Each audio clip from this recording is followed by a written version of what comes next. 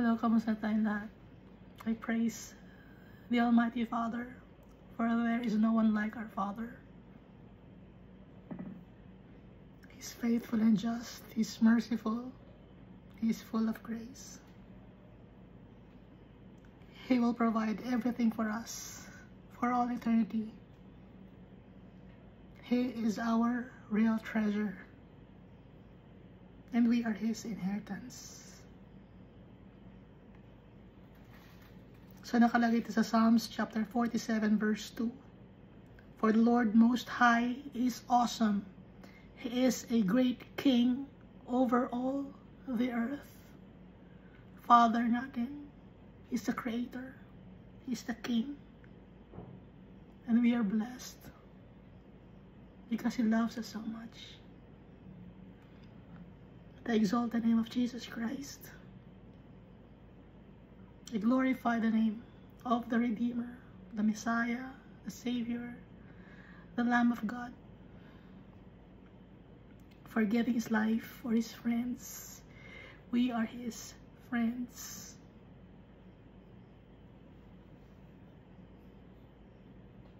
We are not His servants anymore, but friends. And that's written in the book of John. So dito sa Philippians chapter 2 verses 5 up to 11, let this mind be in you which was also in Christ Jesus, who being in the form of God did not consider it robbery to be equal with God. So Jesus Christ is also God. This is a proof that the Almighty Father has given Jesus Christ to us. And Jesus Christ has been exalted by our Father. And even though our Father exalted Jesus Christ's name, He did not consider it. He did not consider Himself equal with our Father. He is humble. Tuloy natin in verse 7, but made Himself of no reputation, taking the form of a bondservant, and coming in the likeness of men. And being found in appearance as a man, He humbled Himself and became obedient to the point of death. He became obedient to our Father to the point of death. Even the death of the cross. Pag sinasabing death of the cross, that's accursed, no? And humiliation, shamefulness pag napatay ka sa cross.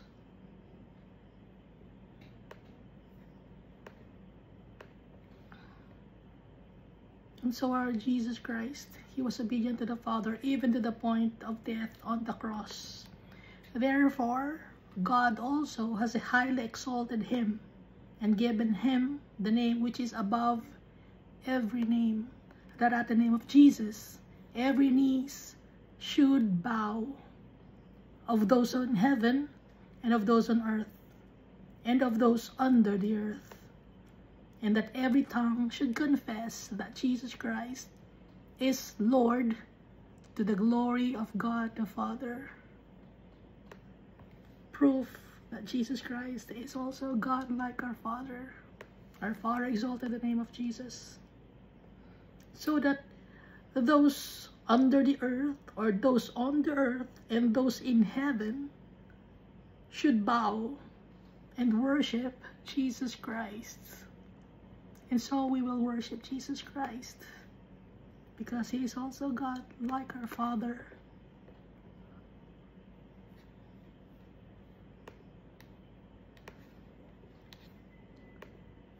And I'm thankful of the Holy Spirit for comforting us, for being with us.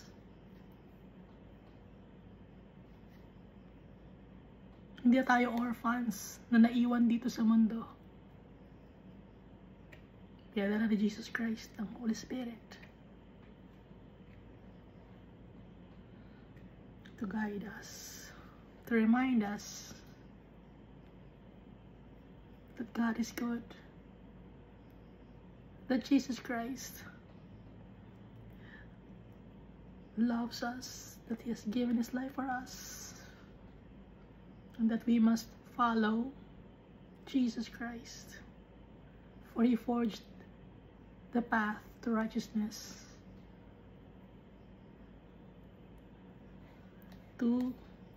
for us to be able to be with our Father.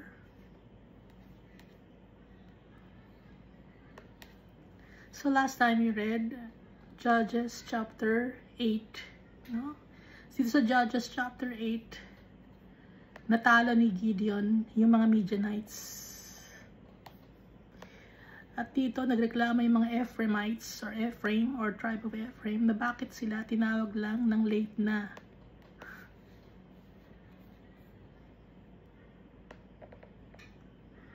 Pero si Almighty Father ang gumawa ng mga ways para manalo si Gideon kahit na 300 lang sila, because it's the hand of the Almighty Father ang nakatalo sa mga Midianites, dahil yung mga Midianites, Amalekites, and the people of the east, nagpatayan sila, no? At ibinigay sa mga Ephraimites yung dalawang prince of Midian na si Oreb and Zeeb.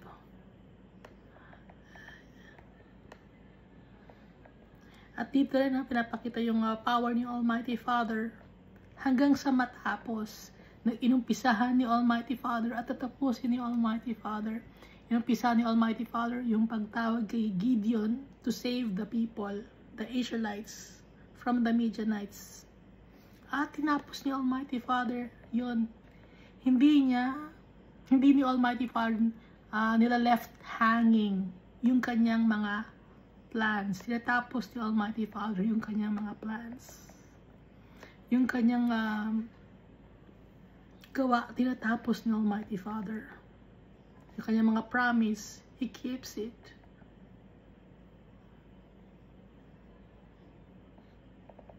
At dito rin mababasa natin na si Gideon ayaw niyang mag-rule sa mga Israelites. Ayaw niyang pangalan niya ang maitaas, kundi ang pangalan ni Almighty Father ang maitaas. Kasi yung mga tao gusto nila na si Gideon ang mag-rule over them. Pati na yung mga anak ni Gideon. Pati na yung mga grandson. So yung lineage ni Gideon ang gusto nilang maging king. Pero ayaw ni Gideon. Sabi ni Gideon, I will not rule over you, nor shall my son rule over you. The Lord shall rule over you.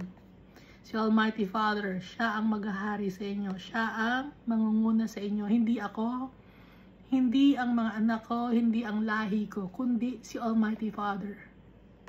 At dahil doon, masaya si Almighty Father.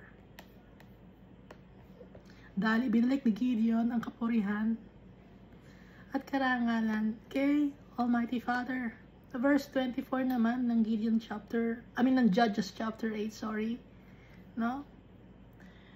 Pero nagkasala si Gideon. So ipinapakita rito na hindi perfect si Gideon. Kaya hindi natin siya dapat i-worship. Hindi natin dapat itaas ang kanyang pangalan. Dapat ay tataas ating pangalan ni Almighty Father, ni Jesus Christ at ang Holy Spirit. Kasi dito sa verse 24 ng Judges chapter 8, nagkasala si Gideon. Gumawa sila ng ephod. Ephod, yung mukha siyang apron. Pag apron, diba, or yun ang suot ng mga high priest. Tapos yung ephod na yun, merong mga gems yun, 12 gems yun sa chest. Tapos gawa yun sa gold, pati yung mga thread, magaganda yung mga materials na gamit doon. Sinamba yun ni Gideon at saka ng kanyang family. Kaya nagkasala si Gideon, pati ng kanyang family. Naging trap sa kanya yon. Kasi pati mga Israelites sumamba doon sa ephod. Yung ephod, gamit yun ng mga high priest. Ibig sabihin nito, yung mga gamit, hindi dapat sinasamba. Halimbawa, ito yung damit ng high priest natin. Dapat sambahin natin. Hindi. Kamukha to ng damit ng high priest. Ito ang sambahin natin. Hindi.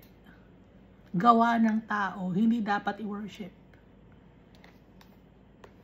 Na kahit nautos ni Almighty Father sa mga Israelite na gumawa ng ephod para sa mga Levites, hindi niya inutos na sambahin ang mga ephods or yung mga bagay na mga material things. Hindi yun ang gusto ni Almighty Father. He wants to be worshipped in spirit and in truth. Dahil unclean yung ephod na gawa ng tao. Nagpagawa lang si Almighty Father ng ephod as a visualization, pero hindi niya sinabi na sambahin yung ephod.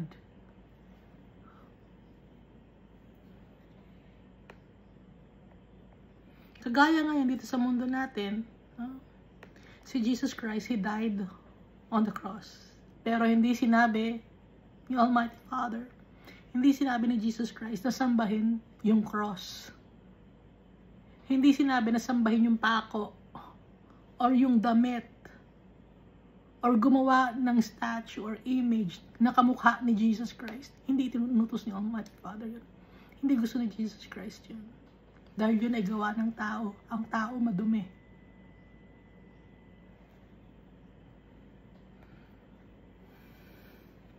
Kaya, kasalanan yun, no?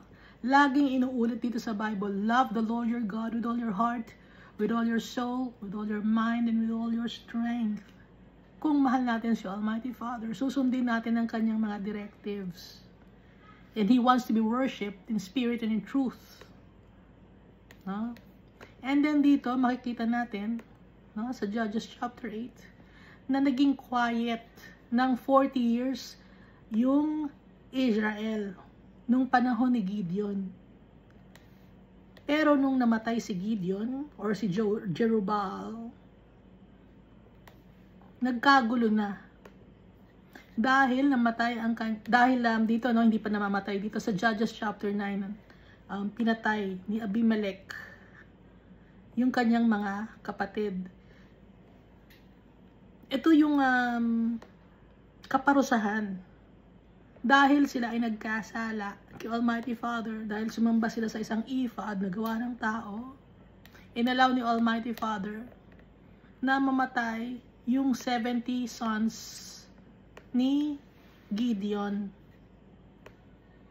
At malalaman natin dito, no, or nabasa natin dito, ang daming asawa ni Gideon. Dahil yung mga tao gusto nilang ma-associate kay Gideon. Dahil nga, imagine, ang dami nilang kalaban, tapos sila 300 lang. At yun ay sa pangunguna ni Gideon. Hindi naiintindihan ng mga tao na si Almighty Father ang may gawa kung bakit sila nanalo against the Midianites, the Amalekites, and the people of the East. Nakatingin sila sa physical aspect lang, sa physical na mundo na to. Hindi sila nakatingin kay Almighty Father. Kaya nagbigay sila ng asawa, or binigyan nila ng asawa si Gideon, yung anak nila, ibinibigay nila. Itong anak ko para may connection tayo. Ito ang anak ko. Sige, magkaroon kayo ng anak para yung anak ninyo konektado sa amin. Ang tawag na yung di ba ganon hanggang ngayon yung mga tao ganon? Ay, mayaman yan. Sige, kahit may asawa yan, patulan mo para yumaman din tayo. Ganon yung mga tao noon. Hanggang ngayon, yung mga tao, ganon din. Kahit alam nila na may asawa na, sige, patul ka dyan. Mayaman yan. Sikat yan. Patul ka. Sila pa ang nangbubuyo sa kanilang mga anak. Sila pa ang nanghihikayat or nagtutulak sa kanilang mga anak.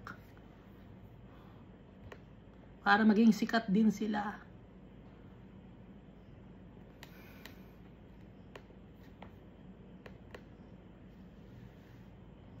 Ngayon to si Gideon, namatay siya, no?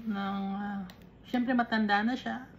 He was buried in the tomb of Joash. At nung namatay si Gideon, gumawa ulit sila ng image, graven image. Ang pangalan ng kanilang graven image, Baal-berith. At nakalimutan na naman ng mga Israelites ang kabutihan ni Almighty Father. Yung power ni Almighty Father, yung righteousness and holiness of the Almighty Father, nakalimutan na naman ng mga Israelites. Ganon tayo, madali tayo makalimot. Pag nakakita tayo ng mga maraming blessings, komportable tayo sa buhay natin, kinakalimutan natin si Almighty Father. Nakakalungkot, diba? Nasasaktan si Almighty Father dahil sa ganun ang mga gawain natin.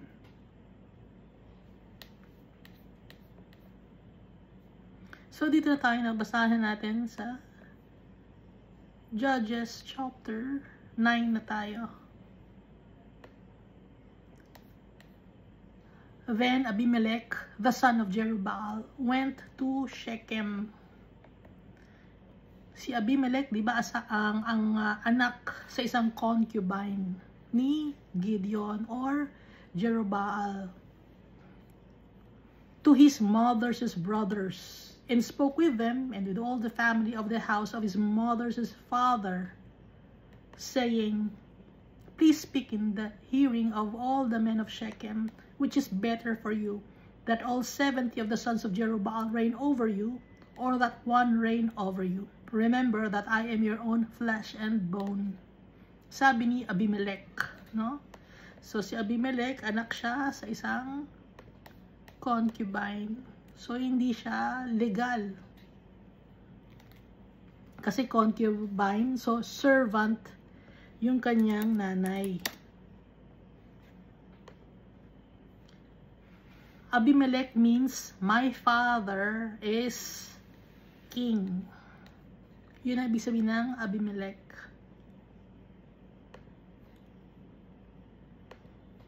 So kinausap niya yung kanyang family, yung mother niya, yung kapatid ng mother niya, pati yung iba pang relatives ng mother niya.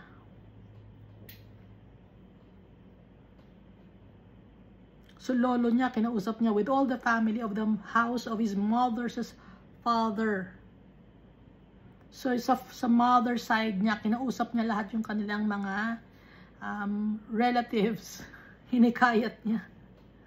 Please speak in the hearing of all the men of Shechem, which is better for you, that all the 70 of the sons of Jerubbaal reign over you, or that one reign over you. Anong gusto nyo? 70 na mga anak ni Gideon or Jerubbaal ang magmamahala or maging hari over you, or that one reign over you. Gusto nyo isa lang ba o yung 70 na sons ang maghahari sa inyo? Remember that I am your own flesh and blood. Alalahanin ninyo, kadugo nyo ako, ha? Ako ang kadugo ninyo. Kaya dapat ako ang piliin ninyo. Ambisyoso si Abimelech. Kasi feeling niya, yung mother niya ay concubine. Malayo sa lugar kung saan nakatira si Gideon. Kaya nag-aspire siya dahil marami silang magkakapatid sa father side. Verse 3. And his mother's brothers, so uncle niya, no, sa side ng kanyang mother, spoke all these words concerning him in the hearing of all the men of Shechem, and their heart was inclined to follow Abimelech, for they said, he is our brother. Siyempre, kakampihan nila, yung kadugo nila. Yung mga tao ngayon, mas gusto nilang kampihan yung kanilang mga kalahi or kadugo. Dahil, pag sinasabing kalahi or kadugo, may connection sa kanila. No? Uy, kalahi natin yan. O, sikat tayo. Ganun ang mga tao noon. Hanggang ngayon, ganun pa rin. Ay, kilala ko yun eh. Ano yun eh? Yung nanay noon. Kapatid ng nanay ng lola Kahit malayo na. Yung kapatid nun, yung kapatid ng nanay, ng lola, ng tiyay, ng pinsan, ng kapitbahay, pero kamag-anak din natin yon. Ang layo na. Ganon ang gawain ng mga tao dito sa mundo. Basta lang ma-associate sa sikat o sa mayaman, no? O sa powerful. Verse 4, so they gave him 70 shekels of silver from the temple of Baal-berith, with which Abimelech hired worthless and reckless men, and they followed him. So binigyan siya ng 70 shekels of silver from the temple of Baal-berith, dahil hindi naman nila sinasamba si Almighty Father. Ang sinasamba nila ay isang graven image, ang pangalan ay si Baal-berith.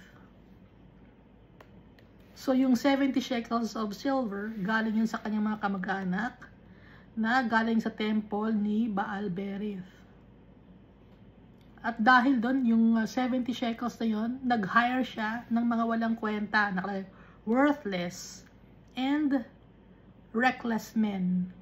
And they followed him. Ibig sabihin ng worthless and reckless, hindi learned people, hindi marunong magdesisyon, puro mga kalokohan ang ginagawa sa buhay. Yun ang mga binayaran ni Abimelech para siya ang maging leader. At dahil sa may pera siya, nagkaroon siya ng mga goons. Worthless and reckless men. They followed him, or they followed Abimelech. Verse 5, then he went to his father's house at Ophrah and killed his brothers. Nagpunta ngayon si Abimelech and the men na worthless and reckless. Nagpunta sila sa Ophrah, sa bahay ni Gideon. And killed his brothers. Pinatay nila yung anak ni Gideon. So ito yung result ng pagsamba nila sa ephod. Kasi lahat ng mga bagay na ginagawa natin, merong mga mga kasakasamang mga repercussions. Kung maganda ang ginawa natin, i-bless tayo ni Almighty Father. Hindi niya tayo iwan, po-protect niya tayo. But if we are wicked, hindi natin siya sinunod, kapahamakan ang mangyayari sa atin. So, ganoon ang nangyari sa mga anak ni Gideon. The 70 sons of Jerubbaal on one stone. So, isang bato lang. 70 sons of Jerubbaal. O 70 sons of Gideon.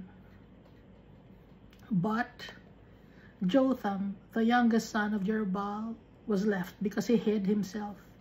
Pero may pinakabata na anak, si Gideon, or si Jerubbaal. Ang pangalan niya si Jotham. Naiwan siya, nabuhay siya, nagtago kasi siya. So lahat ng mga kapatid na lalaki namatay, except si Jotham at saka si Abimelech, no? Dahil si Abimelech ang pumatay sa kanyang, or he massacred his brothers. Massacre itong ginawa niya. Pero si Jotham naiwan. And the Lord God purposed it to happen. Dahil walang mga bagay na nangyayari na hindi inaalaw ni Almighty Father. Kaya itong si Jotham, natira siya at nagtago siya. Kaya hindi siya nakita because of the Almighty Father. Kasi kung gusto siyang mapatay, iaalaw ni Almighty Father na mapatay si Jotham. Pero hindi siya namatay, nagtago siya. Ibig sabihin, si Almighty Father protected Jotham. Alam din ni Almighty Father kasi na wicked si Abimelech dahil sumasamba sila kay Baal-berith. At pinatay niya yung kanyang mga kapatid na lalaki, or he massacred. Massacre kasi tawag dito, no? Pero hindi ginamit ang word na massacre dito. Verse 6, and all the men of Shechem gathered together, all of Beth Millo, and they went and made Abimelech king beside the terebinth tree at the pillar that was in Shechem. Naging hari si Abimelech. Ginawa nilang hari dahil nga wala na si Gideon. Pero hindi naman nila naging hari si Gideon, nirerespeto lang nila. At yung mga kapatid ni Jotham, wala na rin. Kaya yung next best option nila ay itong si Abimelech. Terebinth tree at the pillar that was in Shechem.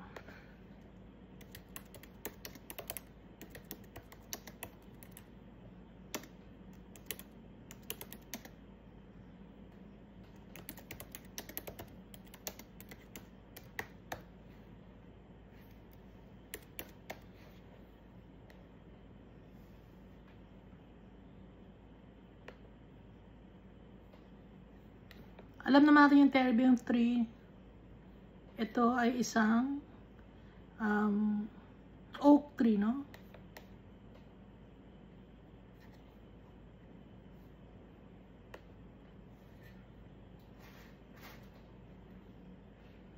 So sa terebinth tree din, nagpakita si Jesus Christ kay Gideon. Pero hindi naman sa Shechem. Pero terebinth tree din, under the terebinth tree.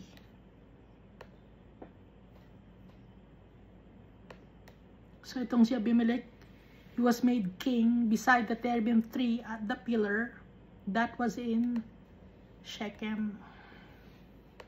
Alam natin itong Shechem, dito inilibing si Rachel ni Jacob.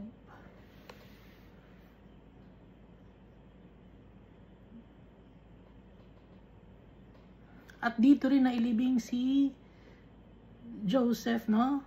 Na anak ni Rachel.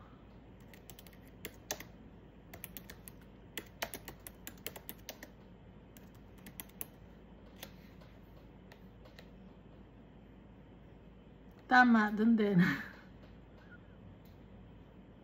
So si Joseph nasa Shechem inilibing. Itong si Rachel naman, malapit din sa Shechem, pero on the road to Bethlehem.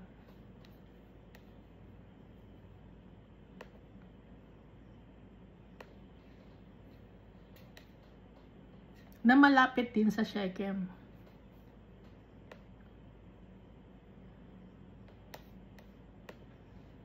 Verse 7 of Judges chapter 9. Now when they told Jotham, he went and stood on top of Mount Gerizim, and lifted his voice and cried out. And he said to them, listen to me, you men of Shechem, that God may listen to you. So itong si Jotham, nung malaman niya na naging hari na si Abimelech,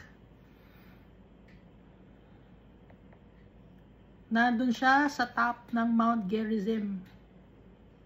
Sumigaw siya ron. He lifted his voice and cried out, and he said to them, listen to me, men of Shechem, that God may listen to you. Pakinggan niyo ako, mga tao ng Shechem, nang sa ganon, si Almighty Father ay makinig sa inyo. Verse 8, the trees once went forth to anoint a king over them. And they said to the olive tree, reign over us. But the olive tree said to them, should I cease giving my oil with which they honor God and men, and go to sway over trees? Then the trees said to the fig tree, you come and reign over us. But the fig tree said to them, should I cease my sweetness and my good fruit, and go to sway over trees? Then the trees said to the vine, you come and reign over us. But the vine said to them, should I cease my new wine, which cheers both God and men, and go to sway over trees? Verse 14. Then all the trees said to the bramble, you come and reign over us. And the bramble said to the trees, if in truth you anoint me as king over you, then come and take shelter in my shade. But if not, let fire come out of the bramble and devour the cedars of Lebanon. Now therefore, if you have acted in truth and in sincerity in making Abimelech king, and if you have dealt well with Jerubbaal and his house, and have done to him as he deserves, for my father fought for you, risked his life, and delivered you out of the hand of the Midianites.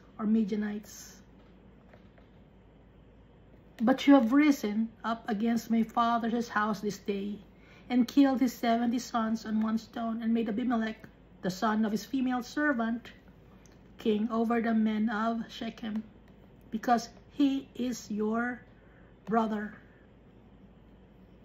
If then you have acted in truth and in sincerity with Jerubbaal and with his house this day, then rejoice in Abimelech, and let him also rejoice in you. But if not, let fire come from Abimelech and devour the men of Shechem and Beth Millo, and let fire come from the men of Shechem and from Beth Millo and devour Abimelech. And Jotham ran away and fled, and he went to Beer and dwelt there for fear of Abimelech his brother. So ito ay isang parable na sinabi ni Jotham na may kasamang curse against Abimelech. Dahil nga si Abimelech, pinatay niya yung kanyang mga kapatid. At natira si Jotham. Si Jotham ang nagsalita nito. The parable of the trees. Or may mga symbols to, no?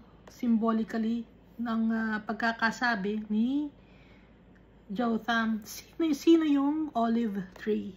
No? Dito sa verse 8. The trees once went forth to anoint a king over them. Yung trees, ang mga puno na sinasabi dito ay ang mga tao sa Israel. Gusto nilang maging king. Yung olive tree. Yung olive tree, ibig sabihin ng olive tree, anointed by the Almighty Father. Kasi dun sa olive tree galing yung olive oil na pang-anoint sa mga high priest, no? At saka itong olive tree, hindi ito agad-agad namamatay.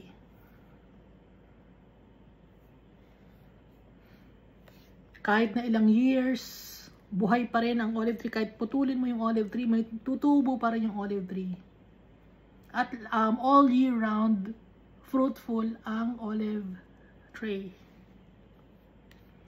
So, itong olive tree na to, sinisimbolize ay si Gideon. So, yung mga tao, gusto nila na mag-reign over them si Gideon. Diba? Dito sa Judges chapter 8 nakalagay. Reign over us, Gideon. Pero ayaw ni Gideon. Verse 9, but the olive tree said to them, should I cease giving my oil, with which they honor God and men, and go to sway over trees? Titigilan ko ba ang pagbigay ng oil para makapagsilbi kay Almighty Father sa mga tao, at nang sa ganun, go to sway over trees, or to please the trees, or to please the people, para ba ma-please ko yung mga tao? Iiwanan ko si Almighty Father at yung mga kautusan niya para lang masunod or mapasaya ko ang mga tao. Ito ibig sabihin nito, no? Yung parable ni Jotham. Then the tree said to the fig tree, you come and reign over us. So una, anong tree yun? Olive tree. Ngayon yung pangalawa, fig tree. Then the trees said to the fig tree. Sabi ng mga puno or sabi ng mga tao sa fig tree, pag fig tree, marami ring bunga ito, matamis yung kanyang fruit, no? You come and reign over us. Pero yung fig tree, mas angat yung olive tree sa fig tree. Okay? You come and reign over us. But the fig tree said to them, should I cease my sweetness and my good fruit? Dapat bang tigilan ko na ang aking katamisan at ang pagbibigay ng magagandang fruit para lang mapasaya ang mga puno or ang mga tao? Then the trees said to the vine, you come and reign over us. But the vine said to them, should I cease my new wine, which cheers both God and men, and go to sway over trees? So paliit ng paliit, no? Una, olive tree, malaking, ano yun, pag yung olive tree kasi malawak yung, sakop nun, olive tree. Pwede kang magsilong or maglilim. May shade yung olive tree. Ngayon, fig tree naman, lumiit, no? After ng fig tree, saan naman sila lumapit? Yung parable ni Jotham, sa vine. So yung vine, maliliit lang yung kanyang mga branches and vine. You come and reign over us. But the vine said to them, should I cease my new wine, which cheers both God and men, and go to sway over trees? Titigilan ko na ba yung paggawa ko ng bagong wine na nakakapagpasaya sa mga tao at kay Almighty Father, nang sa ganun ma-please ko ang mga tao? Verse 14, then all the trees said to the bramble. Pag sinasabing bramble, ito ay walang kwentang walang kwentang puno or halaman.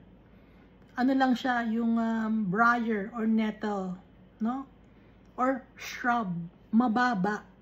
So, nung una, olive tree. Malaking puno yon, maraming mga bunga all year round ang fruit ng olive tree. Tapos, fig tree. No? Medyo lumiit na. After ng fig tree, naging vine. So, lumiit na lalo. After ng vine, ano na? Bramble. Sa ibang verse, kaya ano nga ang tawag nila?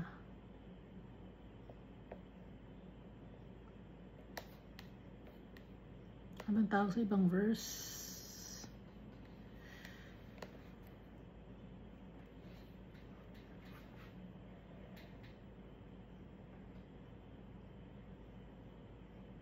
Thorn bush. Thorn bush or bramble. Shrub. Mababa na halaman. Nasa sahig yung kanyang mga dahon.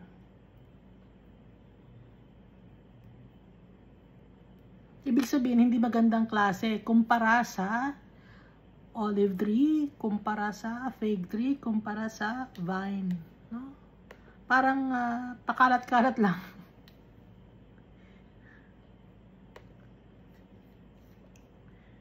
Kaya nga di ba dito nakalagay na si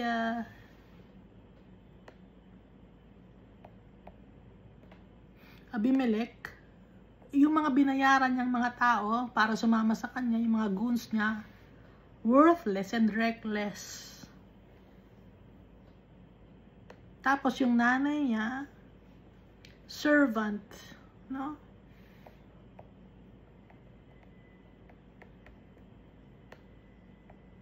Kaya hinalantulad ni Jotham sa isang bramble or briar or thorn bush.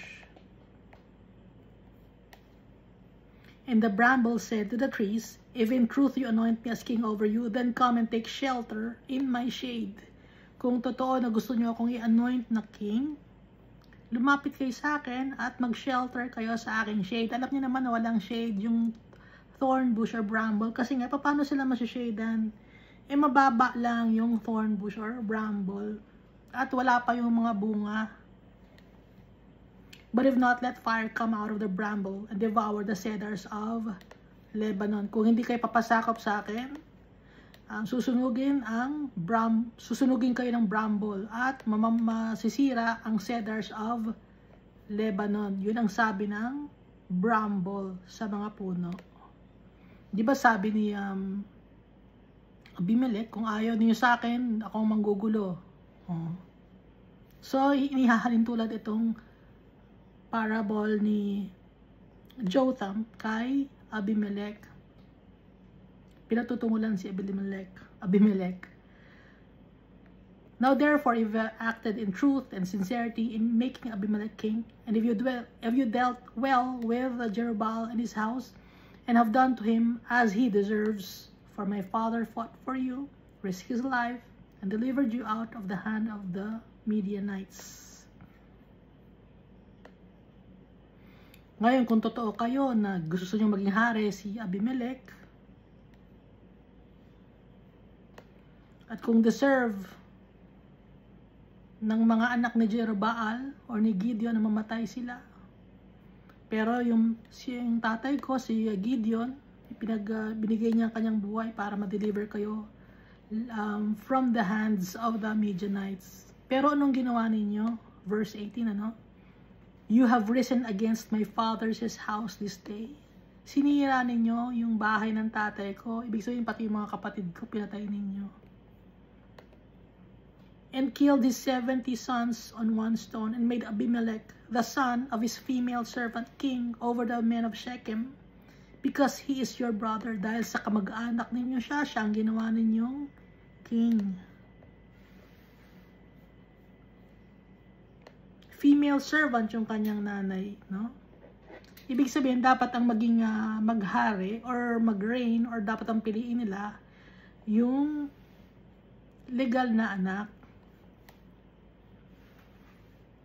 Kaso nakita naman natin na concubine, so hindi siya legal na anak. Son of his female servant.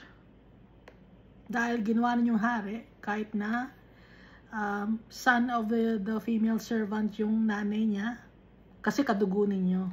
Sabi ni Jotham, if then you have acted in truth and sincerity with Jerubbaal and his house this day, then you rejoice in Abimelech, let him also rejoice in you. Sige, magpakasaya kayo.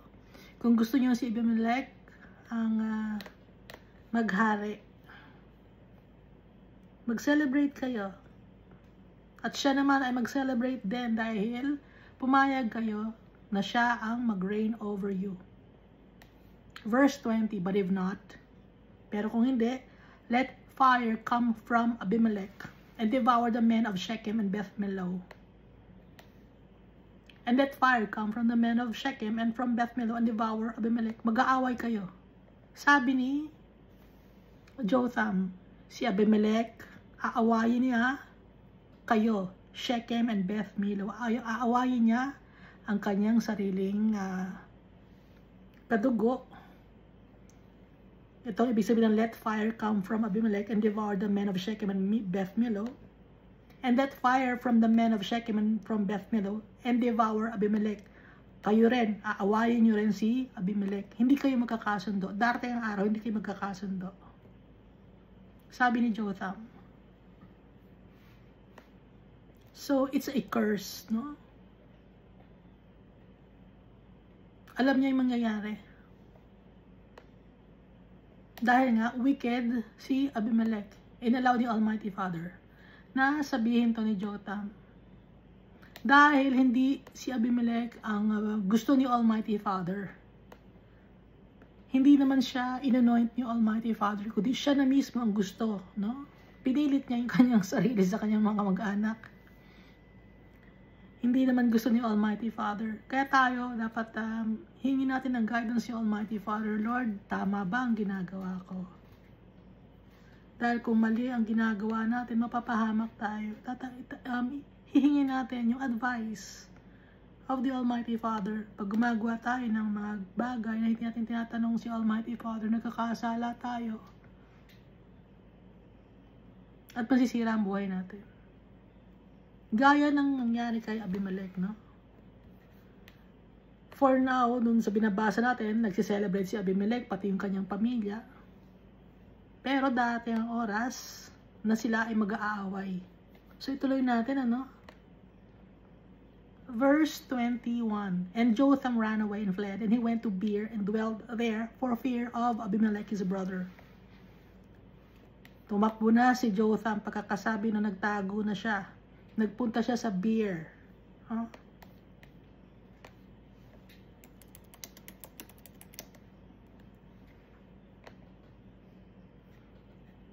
Pag sinasabing beer, ito ay well, hindi ito yung alak. Ay, nagpunta ng beer. Well, ang ibig sabihin sa Hebrew, no? A place where a well was dug by the direction of Moses at the 44th station of the Hebrews in their wanderings. So, yun ang pangalan, beer. Hindi ito yung iniinom, no? Or a well to which the Israelites journeyed while in the wilderness. So ito ay isang well. Ibig sabihin ng beer or balon. Tagalog.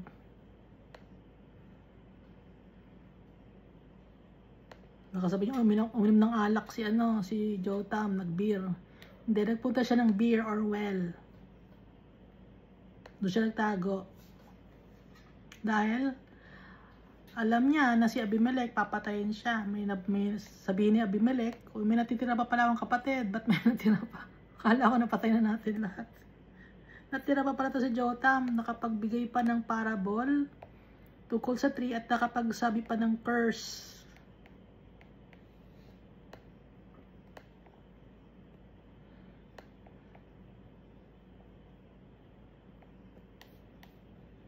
So dito tayo sa verse 22. After Abimelech had reigned over Israel 3 years. Nag-reign si Abimelech naman, pero 3 years lang. So nagdaan yung mga years, no? So hindi agad-agad nag-effect, no? Yung sinabi ni Jotham. Verse 23, God sent a spirit of ill will between Abimelech and the men of Shechem. And the men of Shechem dealt treacherously with Abimelech. They betrayed each other. Inilaw ni Almighty Father, nakalagay dito, God sent a spirit of ill, or nag-away, or espiritu ng pag-aaway. Si Abimelech, pati yung mga men of Shechem. And the men of Shechem dealt treacherously with Abimelech. So yun yung sinabi ni Jotham. Sinunod niyo or binigyan ni Almighty Father ng wisdom si Jotham na sabihin yun. Kasi hindi naman masasabi ni Jotham ang bagay na to. Hindi siya magkakaroon ng lakas loob na magsalita ng ganito kung dahil kay Almighty Father. Kaya after 3 years, God sent a spirit of ill will between Abimelech and the men of Shechem, and the men of Shechem dealt treacherously with Abimelech. Verse 24, that the crime done to the 70 sons of Jerubbaal might be settled, and their blood be laid on Abimelech their brother, who killed them, and on the men of Shechem who aided him in the killing of his brothers. Nagbibigay si Almighty Father ng justice sa mga tao. Para mabigyan ng justice o hustisya yung ginawa ni Abimelech sa kanyang mga kapatid. Yung sa crime na ginawa niya, yung sa massacre niya sa mga kapatid niya na 70 na anak ni Jerubbaal or Gideon. Pati na rin itong men of Shechem na tumulong sa kanya para mapatay ang kanyang mga kapatid. So sila naman ngayon ang nag-away, nagtraidoran sila. Nagkaroon sila ng hindi pagkakaunawaan or misunderstanding. Because God sent a spirit of ill will. No? Verse 25. And the men of Shechem set men in ambush against him on the tops of the mountains, and they robbed all who passed by them along that way. And it was told Abimelech. So ina-ambush. Gusto lang i-ambush si Abimelech.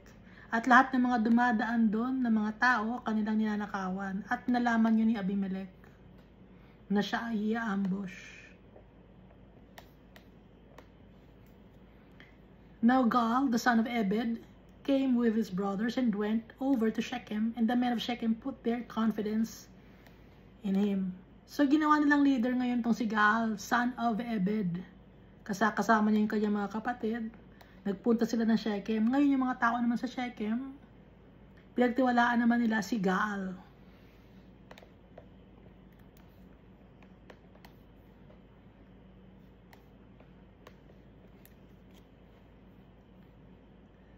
So Gaal means redeem, or avenger, or avenge, or revenge, or ransom, or part of a kinsman. Yun ang ibig sabihin ng Gaal.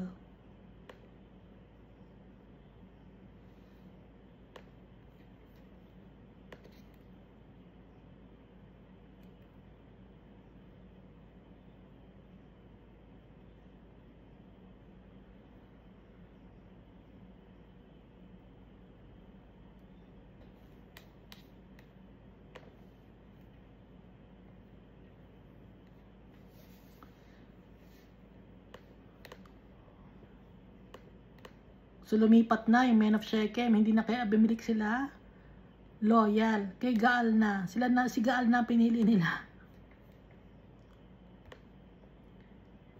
Verse 27, so they went out in the fields, or into the fields, and gathered grapes from their vineyards, and trod them, and made merry. Nagpakasaya sila. Nag-rejoice, nag-celebrate. And they went into the house of their God, and ate and drank, and cursed Abimelech. Yung God nila, no, si Baal Berith. False God yon. Sinamba nila yon. So si Gaal na ang sinelebrate nila. Nagpunta sila sa fields, namita sila ng grapes. At tinapakan yan, ganun kasi ang paggawa ng grapes, diba? Tinatapakan yon. And trod them, and made merry. Nag-celebrate sila, gumawa sila ng wine. And they went into the house of their God, and ate and drank, and cursed. Nagmumurahan sila, minumura nila si Abimelech, no? At nanggigigil sila kay Abimelech.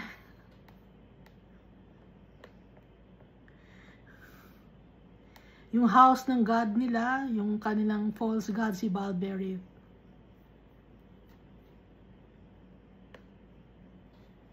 Meron silang rift, nagkaroon ng rift si Abimelech tsaka yung men of Shechem. Kaya nga itong men of Shechem, si Gaal na ang binili nila. Verse 28, then Gaal, the son of Ebed, said, who is Abimelech? And who is Shechem, that we should serve him? Is he not the son of Jerubbaal? Sino ba si Abimelech? Sabi ni Gaal. At sino ba si Shechem, na dapat nating pagsilbihan siya? Is he not the son of Jerubbaal, and is not Zebul his officer? Serve the men of Hamor, the father of Shechem, but why should we serve him? Bakit natin pag nag-uusap-usap sila, usapang lasing? Bakit natin pagsisilbihan si Abimelech? Sino ba siya? Ha? Sino ba naman ang Shechem kumpara kay Abimelech? Usapan, di ba? Di ba si Abimelech anak siya ni Gideon or Jerubbaal? Tapos yung officer niya si Zebul, di ba? Ang pagsisilbihan natin, sabi itong si Gaal, si Hamor, the father of Shechem. Pero itong si Abimelech, bakit natin pagsisilbihan, no? Oo nga, gano'n.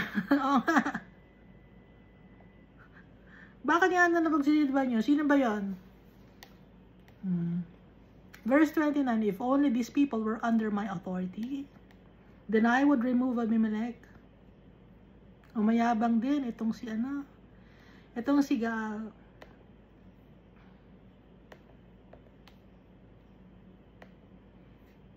Kung yung mga tao lang, ako ang namumuno, ang kamay ko ang namumuno, under my hand or authority, tatanggalin ko si Abimelech. Wala naman siyang kakwenta-kwenta no? So, he said to Abimelech, increase your army and come out.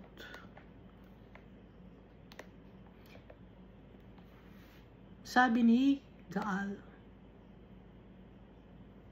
padamihin mo ang iyong army, yung mga goons, yung mga soldiers or warriors, padamihin mo at lumabas ka. Lumabas ka sa Inongga, huwag kang magtago, pakita ka sa amin. When Zebul, the ruler of the city, heard the words of Gaal, the son of Ebed, his anger was aroused. Itong si Zebul, officer siya, di ba? Ni Abimelech. Ngayon makarating kay Zebul, yung sinabi ni Gaal, the son of Ebed, his anger was aroused. Nagalit si Zebul. Siyempre, nakakarating yung mga bali-balita. May nagiinuman doon. May nag-celebrate doon. Kill-curse kayo, minamura kayo, inaaway kayo. Siyempre, ang magsusumbong nun doon, yung mga kainuman din nila, mga kasakasama na nag-celebrate. Ganon yung mga tao, galing ng mga tao. Hanggang ngayon, hindi nagbabago. Verse 31, and he sent messengers to Abimelech secretly saying, take note. So, nagpadala ng messenger kay Abimelech, si Zebul. Take note, sabi niya, Gaal, the son of Ebed, and his brothers have come to Shechem, and here they are, fortifying the city against you. Nagpaplano sila ng masama laban sa'yo. Sabi ni Zebul, nagsumbong siya. So, secretly lang yung sinabi niya kay Abimelech. Huwag kang maingay, ha? Alam mo ba?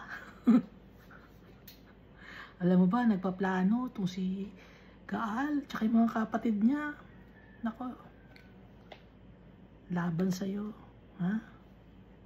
Kumanda ka. Ready tayo. Verse 32, now therefore, get up by night, you and the people who are with you. Gumising kayo, maging ready kayo sa gabi. Ikaw tsaka yung mga kasakasama mo ng mga tao, mga goons mo. Ba't mabubulong ako? Kasi nakalagay ito secretly. And he sent messengers to Abimelech secretly. Kaya bumubulong ako.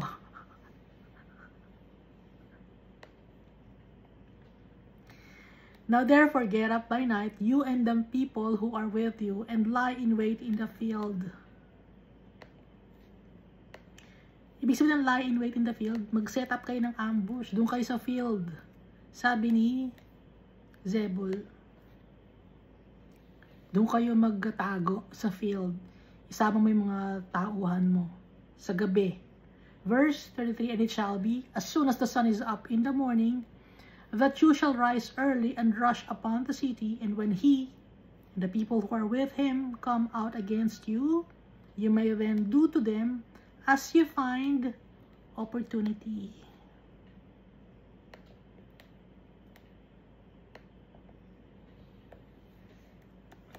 Sabi ni Zebul, ngayon, doon kayo sa gabi, no? Mag-antay kayo doon. Tapos doon, pag lumiwanag na, tumaas na yung araw, gumising kayo ng maaga, sugurin ninyo yung city. At doon, kung ano ang gusto mong gawin, gawin mo sa kanila. Awayin mo sila. Verse 34. So Abimelech and all the people who were with him rose by night and lay in wait against Shechem in 4 companies. O hinati niya yung kanyang mga kasamahan sa 4. Nandun sila nakahiga sa isang field. Nag-aantay para mag-set up ng ambush doon sa mga kasama ni Gaal tsaka yung men of Shechem. So 4 na grupo sila. Verse 35, when Gaal the son of Ebed went out and stood in the entrance of the city gate, Abimelech and the people who were with him rose from lying in wait. Ngayon itong si Ebed lumabas, tumayo siya sa entrance ng city gate. Eh di ba nandun si Abimelech, pati mga kanyang mga tao na 4 companies? Nag-aantay sila doon. Ngayon, kinaumagahan nung makita nila, naglabasan na si Abimelech kasama ng kanyang mga tauhan. Abimelech and the people who were with him rose from lying in wait. Nag-aantay kasi sila, di ba? Nang makita na si Gaal, nagtayuan na sila. Susugod na sila. Verse 36, and when Gaal saw the people, he said to Zebul, look, people are coming down from the tops of the mountains. But Zebul said to him, you see the shadows of the mountains as if they were men. Sinungaling naman itong Zebul, hindi naman mga tao yon. Shadow yun ng mountain. Kala mo lang na tao sila, pero shadow yun. You see the shadows of the mountains as if they were men. Akala mo lang na mga tao yun. Yung tao, shadow lang yun. Huwag kang paranoid. Zebul sinungaling. Samantalang siya, di ba, nagsabi kay Abimelech na magantay si Abimelech tsaka yung kanyang mga kasama dun sa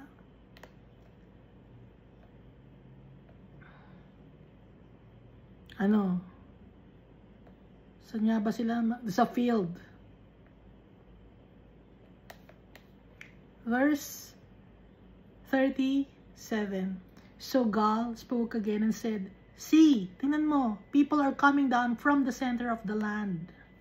Galing sa gitna ng land, nandun mga tao yun. And another company is coming from the diviner's terebinth tree.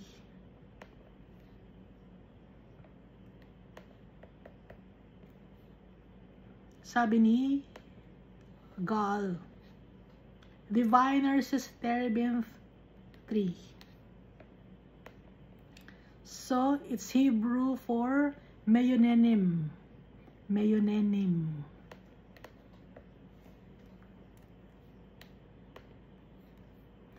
Meyonenim. Diviner's terebinth tree or enchanter's terebinth tree. Verse 38. Then Zebul said to him, where indeed is your mouth now, with which you said, who is Abimelech that we should serve you? Asan yung bibig mo ngayon? Diba, nagsasalita ka ng against kay Abimelech? Asan na ngayon ang bibig mo? Ha? Where is indeed your mouth now, with which you said, who is Abimelech that we should serve him? Are not these the people whom you despised?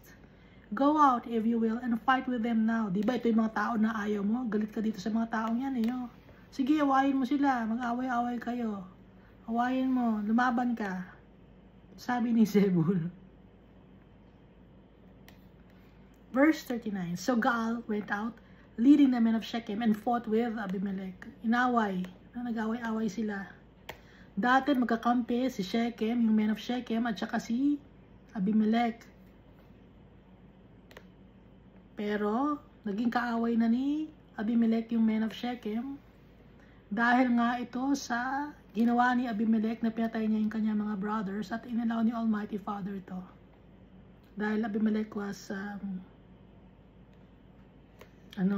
mayabang, ambisyoso,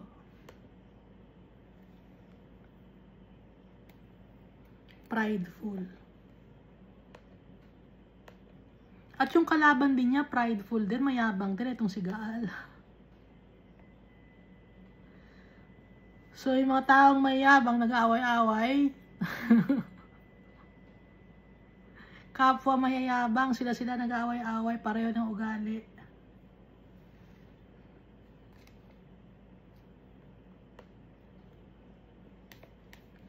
Verse 40, and Abimelech chased him, and he fled from him.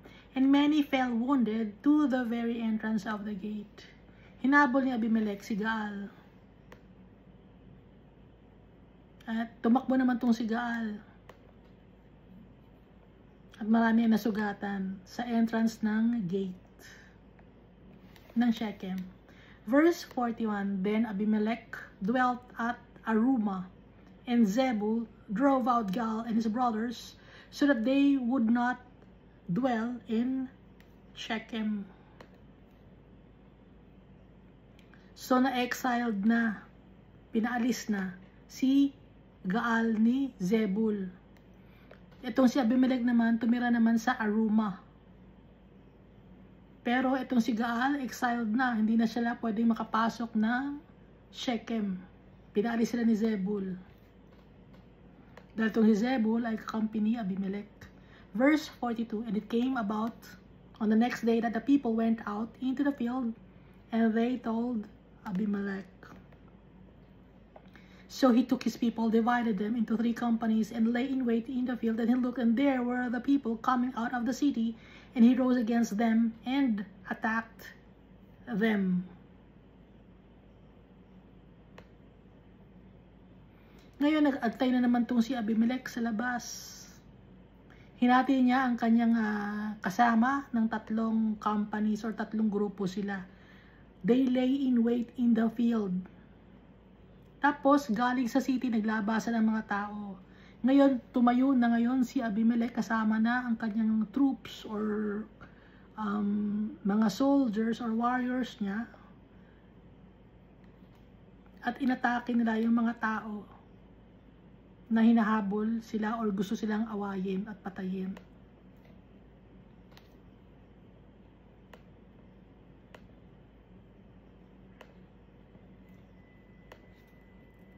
Verse 44, then Abimelech and the company that was with him rushed forward and stood at the entrance of the gate of the city. And the other 2 companies rushed upon all who were in the fields and killed them. So, di ba nahati sila sa 3? Hinati ni Abimelech. Ngayon si Abimelech, pati na yung kanyang mga kasama, yung kanyang grupo, isang grupo, they rushed forward. Papunta sila sa entrance ng gate ng city. Doon sila nakipag-away. Ngayon, yung 2 company naman, or yung 2 grupo ni Abimelech, kaaway naman nila, nandun sa fields. Doon sila nagpatayan. Doon ang away nila.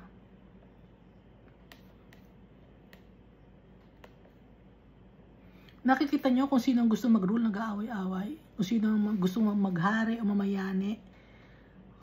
Or maging leader. Nag-aaway sila na nagpapatayan sila. Ay, mga tao ganun din hanggang ngayon. Hindi nagbabago yung tao. Kung hindi man magpatayan, nagsisiraan.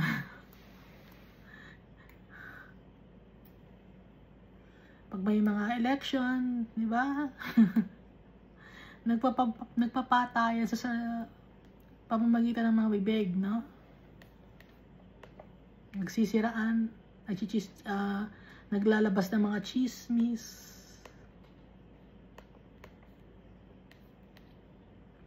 Verse 45. So Abimelech fought against the city all that day and he took the city and killed the people who were in it. And he demolished the city and sowed it with salt. Bakit niya nilagyan ng salt? Para malinis. Samantalang siya, madumi din siya, no? Pero he sowed it with salt. Nagpakalat siya ng asin. Nagbudbud siya ng asin sa city. Para mawala yung kanyang mga kalaban. Hindi naman totoo yan na asin, ano? Nakakapaglinis yun ng mga bakterya. Pero yung mga spirit, hindi naman matatanggal sa asin yun. Ang makakatalo sa mga bad spirit, si Almighty Father, si Jesus Christ at ang Holy Spirit. Hindi yung asin, hindi yung tubig, hindi kung ano mang mga bagay, hindi halaman, hindi puno, kundi sino? Si Almighty Father. Siya ang makakapaglinis. Si Jesus Christ at ang Holy Spirit. Yung iba kasi, mga pamahiyan, hindi, budburan mo ng asin yan, or lagyan mo ng sibuyas, bawang, tapunan mo ng bawang o sibuyas. Tapunan mo ng asin, yan. Hindi malilinis yon. Gawain yan ng mga sorcerer. Pero yung mga gumagawa ng asin tapos tatanggalin yung bad spirit, hindi yan hindi yan totoo.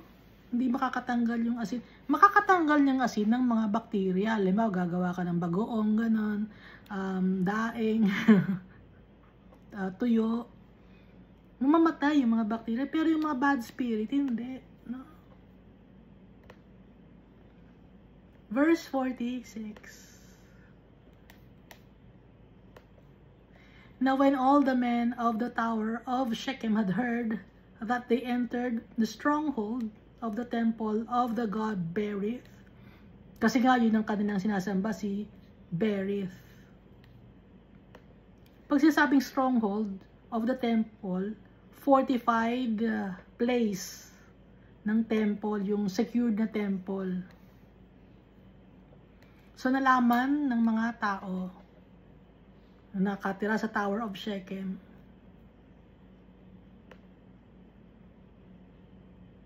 na nakapasok na si Abimelech sa stronghold of the temple of their foreign god or false god Baal-berith.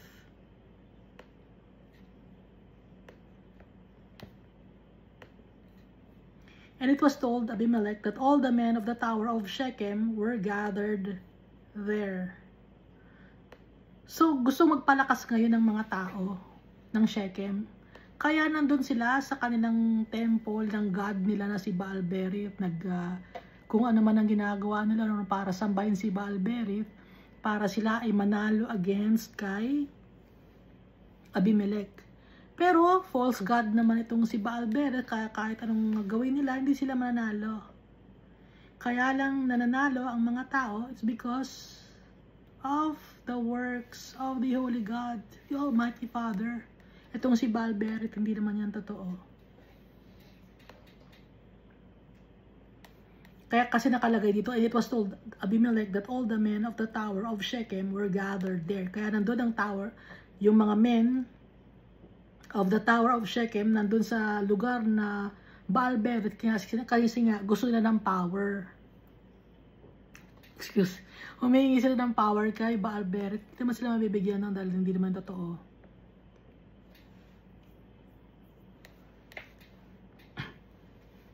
Verse 48. Then Abimelech went up to Mount Zalmon, he and all the people who were with him. So si Abimelech nagpunta sa Mount Zalmon. Kasama niya yung kanyang mga goons, tsaka yung mga warriors niya.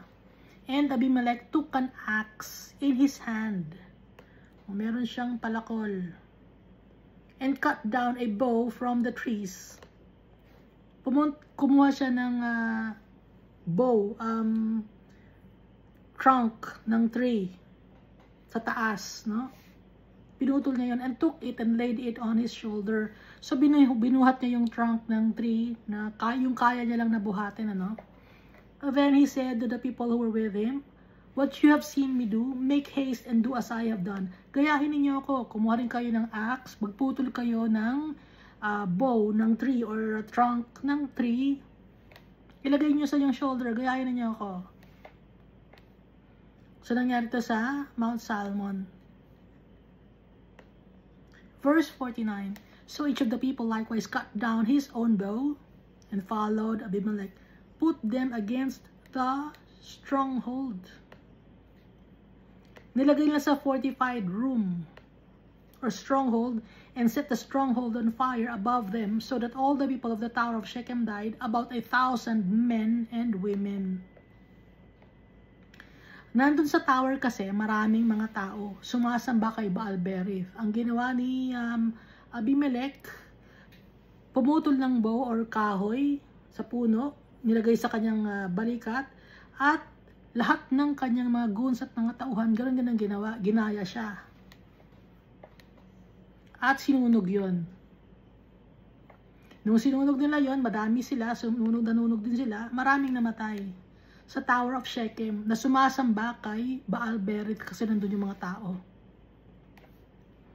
Then Abimelech went to Thebes, and he encamped against Thebes and took it.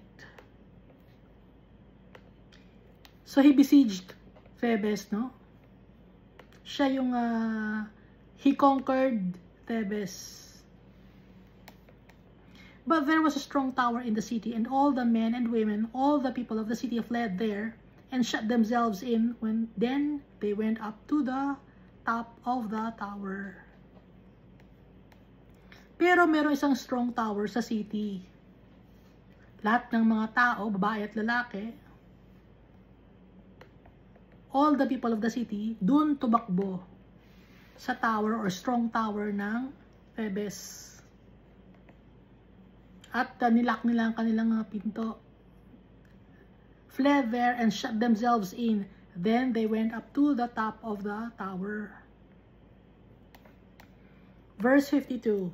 Then Abimelech came as far as the tower and fought against it. And he drew near the door of the tower to burn it with fire. Susunugin niya din yung door ng tower para makapasok siya at para mapatay din nila yung mga taong nandun sa loob.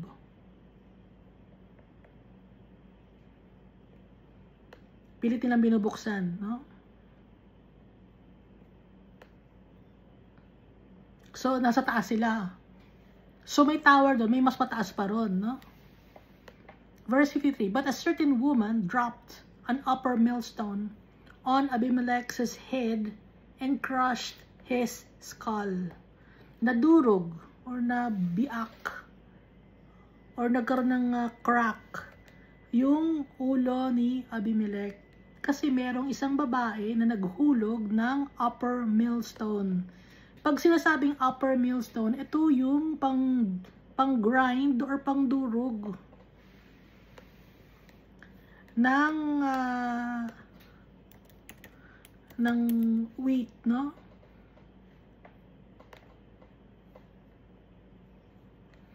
Nagdudurog siya ng wheat or grain pag millstone.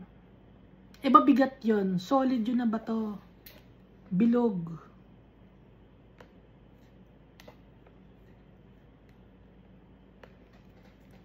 Galing sa tower, nandun sa baba si Abimelech, hinulog ng babae yung mabigat na bato na pang grind ng wheat or ng grain. Tumama sa ulo ni Abimelech. O, nabutas yung bungo ni Abimelech, nagkaroon ng dugo, na-crack. Pero buhay pa siya, no? Hindi pala agad-agad namatay si Abimelech. Buhay pa siya. Then he called quickly to the young man. Tumawag siya agad ng isang lalaki, na batang lalaki. His armor bearer. Pag sinasabing armor bearer, tagabuhat ng mga axe, na nakasunod sa kanyang master or nakasunod sa isang king, no? Pag sasabing armor bearer, may dadalang pana, spear, tagabuhat lang yun, kaya tawag ay armor bearer. May dadala ng mga shield, lahat ng mga gagamitin for battle, yun ang armor bearer. Tagabuhat lang siya pero hindi siya lumalaban. Kung kailangan ng axe, penging axe, o ibibigay axe. Armor bearer. Kailangan ko ng sword, o yung armor bearer ibibigay, pero hindi lumalaban yung armor bearer kasi bigat na bigat yan, dami yan dala ng mga bakal, no? So, meron isang batang lalaki, at saka ito ay parang apprentice, no? So, nakikita niya kung paano makipaglaban, pero hindi siya lumalaban. Nakikita lang niya yung mga style kung paano lumaban. Nasa training siya. So, ang tawag sa kanya ay armor bearer. Tinawag niya yung kanyang armor bearer, isang young man, and said to him, "Draw your sword and kill me, lest men say of me, a woman killed him." Bilisan mo, saksakin mo na ako, patayin mo na ako, kasi nakakahiya, bakit babae yung nakapatay sa akin? Diba itong king of Midian, yung dalawa, ayaw ng dalawang king na ang pumatay sa kanila ay bata, yung anak ni Gideon. Saan nga nakalagay yun?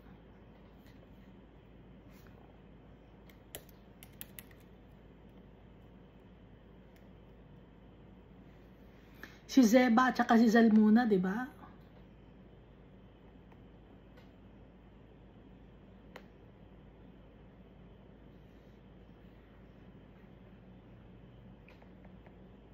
Ang sabi ni Zeba at Zalmunna, rise kay Gideon, rise yourself and kill us. For as a man is, so is his strength. Mas gusto namin na ikaw ang pumatay sa amin kaysa yung pumatay sa amin ay yung anak mo na si Jether na firstborn kasi bata pa yon. Ayaw namin yon. Ikaw ang pumatay sa amin. Kaya dito, kasi gano'n ang mga tao nun, ayaw nila nang pumapatay sa kanila ay weak. Napapaya sila. Kaya nga dito, ikaw nang pumatay sa akin. Kalagay dito sa verse 54 ng Judges chapter 9. Draw your sword and kill me. Ikaw nang pumatay sa akin. Lest men say of me, a woman killed him. Baka sabihin, bakit babae nakapatay dyan? Napaka-weak naman yan. Babae lang pala makakapatay dyan eh. Kaya ikaw nang pumatay sa akin. Saksakin mo na ako. Sige na, down na. Oh. So, his young man thrust him through and he died. So, sinaksak na siya ng kanyang armor bearer.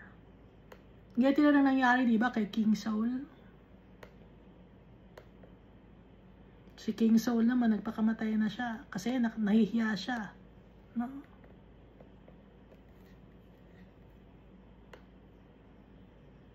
So his young man thrust him through and he died. Kaya namatay si Abimelech. Nakakaya yung kanyang kinamatay dahil babae nakapatay sa kanya, babae nakasugat sa kanya. Ang lakas-lakas kaya niya. Tapos na binato lang siya ng isang millstone sa ulo, nag-crack na yung head niya. Paano nangyari yon? Gawakan yon ni Almighty Father. Gaya itong si Sarah, di ba? Ang nakapatay sa kanya ay isang babae, si Jael.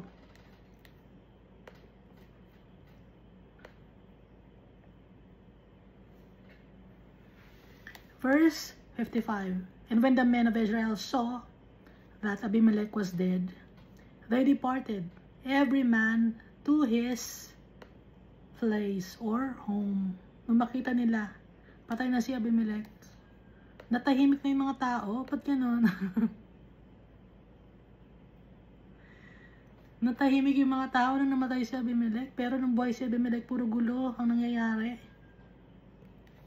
Verse 56, thus God repaid the wickedness of Abimelech, which he had done to his father by killing his 70 brothers. Verse 57 and last verse of Judges chapter 9. And all the evil of the men of Shechem, God returned on their own heads, and on them came the curse of Jotham, the son of Jerubbaal. So yung curse ni Jotham, nangyari. Inalaw ni Almighty Father na mangyari yun kasi wicked si Abimelech. And yung men of Shechem also were wicked.